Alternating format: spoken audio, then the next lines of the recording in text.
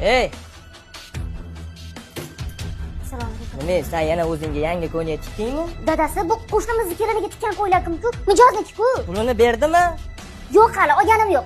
Sizga o'tgan safar tikkan ko'ylaklarim hammasini pulini yig'ib bergan edim. Uyni ta'mirlataman dedingiz. Qani? Hammasini ichib yo'q qildingiz. Yana uyalmay pul so'raysiz mendan. Sen eringga gap qaytaradigan bo'lib qopsanmi? Tiling chiqib qoptimi seni? Pul bor edi. Mana shundami? Surxondaryoda shunga o'xshash oilaviy janjal ayolning o'limi bilan yakunlandi. Sud ishi hujjatlarida keltirilishicha 1983-yilda Boysun tumanida tug'ilgan erkak uyidagi janjallardan qochib poytaxtga ishlagani kelgan, ammo aytarli mablag' orttira olmay yana ortiga qaytishga majbur bo'lgan. Shundan keyin oilaviy nizolar yana davom etgan. Ana shunday janjallarning birida erkak ayoliga og'ir tan jarohati yetkazib, uning o'limiga sabab bo'lgan.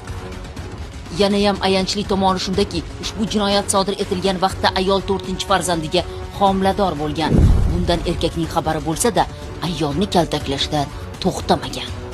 Mazkur holat bo'yicha ish jinoyat ishlari bo'yicha Bandixon tuman sudida ko'rib chiqildi.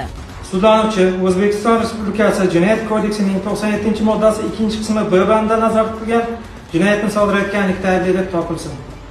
Sudlanuvchi O'zbekiston Respublikasi Jinoyat kodeksining 97-moddasi 2-qismi B bandi bilan 16 yil ozodlikdan mahrum qilish jazosi tayinlansin.